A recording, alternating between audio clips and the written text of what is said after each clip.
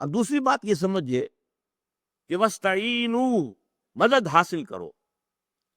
دو باتیں اس میں آئیں گی، مدد کس سے حاصل کرنی ہے اور کس چیز پر حاصل کرنی ہے.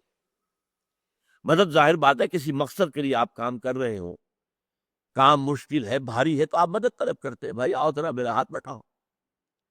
تو یہ استعانت کس چیز پر ہے؟ اس کا ذکر اول تو ہم پڑھ چکے ہیں سورہ حج کے آخری رکوع میں، کہ یہ ایک عظیم ذمہ داری کا بوجھ تھا جو اب امت کی حیثیت سے امت پر، جبکہ اب امت کی تاج پوشی ہو گئی، کورونیشن ہو گئی، تو اب وہ ذمہ داری اس کے کاندھوں پر آ گئی. وہ ذمہ داری کیا ہے؟ سورہ حج کے آخری رکوع میں ہم نے دیکھا تھا کہ اللہ تعالی کی طرف سے جو نبی آتے رہے دنیا میں اور جو وحی آتی رہی، اس وحی کی دو کڑیاں ہوتی تھی. اللہ یستفی من الملائکۃ رسلا ومن الناس، اللہ چن لیتا ہے اپنے فرشتوں میں سے بھی اپنے پیغامبر اور انسانوں میں سے بھی.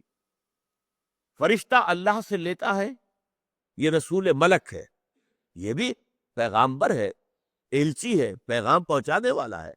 رسول کسے کہتے ہیں؟ پیغام رسانی کرنے والا، پیغام پہنچانے والا.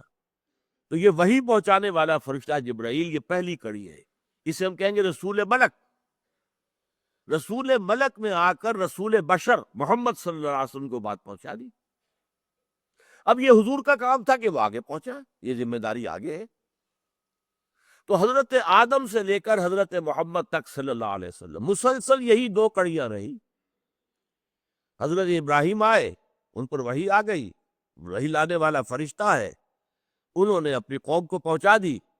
یہ وحی، یہ رسول ہیں بشر، رسول ملک، رسول بشر. پھر حضرت موسیٰ آئے، رسول ملک وہی لا رہے ہیں، رسول بشر اب موسیٰ ہے، وہ وہی پہنچا رہے ہیں لوگوں کو. حضرت عیسیٰ آئے، وہ روح القدس کہتے ہیں، دی ہولی گھوسٹ یا دی ہولی اسپرٹ. کون ہے وہ؟ جبرائیل.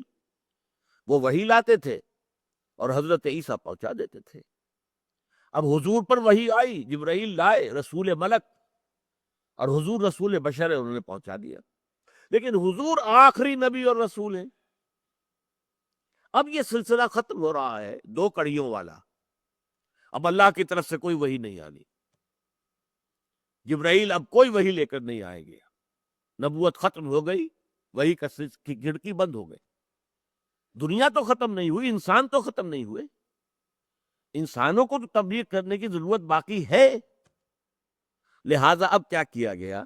اب کوئی نئی وحی نہیں آئے گی، جبرائیل کوئی وحی نہیں لائیں گے، کوئی نبی نہیں ہوگا، رسول ملک نہیں ہوگا، رسول بشر نہیں ہوگا. امت مسلمہ کو ایک تیسری کڑی کے طور پر، ایک کڑی، دوسری کڑی، تیسری کڑی اب لگ گئی ہے مستقل تا قیام قیامت. یہ امت مسلمہ اب سلسلہ رسالت کی کڑی بن گئی ہے. رسول نے لیا جبرائیل سے، جبرائیل نے لیا اللہ سے، رسول نے لیا جبرائیل سے، پہنچا دیا امت کو، امت نے لیا محمد سے اور پہنچایا پوری نوع انسانی. اب ظاہر بات ہے کہ رسالت کتنا کٹھن ذمہ داری کا معاملہ ہے. حضور نے کیسے کیسے شدائد اور مصائب جھیلے ہیں، سیرت تو ہمارے سامنے ہے. اس لیے بڑی نازک ذمہ داری کا معاملہ ہے. رسول پر وحی آتی ہے تو وہ کسٹوڈین ہے، وہ امین ہے، اور اس نے پہنچانی ہے امانت لوگوں کو. اگر خدا نہ خواستہ اس کی طرف سے کوتاہی ہو جائے تو لوگ بچ جائیں گے، رسول پکڑا جائے گا. اسی لیے سورہ اعراف کی 6 آیت میں فرمایا گیا وَلَنَسْأَلَنَّ الَّذِينَ أُرْسِلَ إِلَيْكُمْ وَلَنَسْأَلَنَّ الْمُرْسَلِينَ. ہم پوچھ کر رہیں گے ان لوگوں سے بھی جن کی طرف رسول بھیجے گئے. وَلَنَسْأَلَنَّ الَّذِينَ أُرْسِلَ إِلَيْهِمْ وَلَنَسْأَلَنَّ الْمُرْسَلِينَ. اور ہم پوچھیں گے رسولوں سے بھی. رسولوں سے پوچھیں گے تمہارے پاس ہمارا پیغام آیا تھا، تم نے پہنچا دیا کہ نہیں؟ وہ عرض کریں گے کہ حضور ہم نے پہنچا دیا. اور اب پھر لوگوں سے پوچھا جائے گا تمہارا طرز عمل کیا تھا. اب ان کا حساب شروع ہوگا.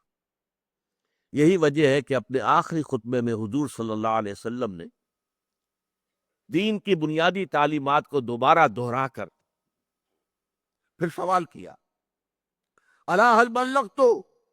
لوگوں میں نے پہنچا دیا یا نہیں؟ 1.25 کے مجمع نے بیک زبان کہا ہے انا نشهد انك قد بلغت الرسالة واديت الامانة ونصحت الامة وكشفت الغمة۔ اے محمد صلی اللہ علیہ وسلم، ہم گواہ ہیں، اللہ کے یہاں بھی جا کر گواہی دیں گے، ہم گواہ ہیں، آپ نے رسالت کا پیغام پہنچا دیا، اللہ کی امانت ہم تک پہنچا دی، آپ نے امت کی خیر خواہی کا حق ادا کر دیا، آپ نے باطل اور گمراہی کے تاریکی کا پردہ چاک کر دیا۔ پھر حضور نے نگاہ آسمان کی طرف اٹھائی اور پھر کانگریگیشن جو اجتماع تھا 1.25 کا، اس کی طرف اشارہ کیا، اللہم اشہد اللہم اشہد اللہم اشہد، اے اللہ تو بھی گواہ ہے۔ چنانچہ قیامت کے دن اب رسول گواہ ہوں گے، کھڑے ہوں گے پروزیکیوشن وٹنس کی حیثیت سے، اے اللہ میں نے انہیں پہنچا دیا تھا تیرا پیغام، اب یہ اپنے طرز عمل کے جواب دیں۔ امت سے پوچھا جائے گا رسول کے بعد رسالت کی ذمہ داری تم پر آ گئی تھی اجتماعی طور پر، تم نے کس قدر محنت کی، کتنی کوشش کی، کہاں کہاں تک دین پہنچایا۔ اب ظاہر بات ہے اس پر امت کی کامیابی یا ناکامی کا دار و مدار ہوگا، یہ نازک ذمہ داری آ گئی، اس پر مدد کی ضرورت ہے، اللہ سے مدد طلب کرے، نماز سے مدد طلب کرے، نماز کے ذریعے سے مدد تو ہوگی اللہ سے، لیکن صبر اور نماز کے ذریعے سے اللہ کی مدد جو ہے انووک کی جائے، طلب کی جائے، مانگی جائے۔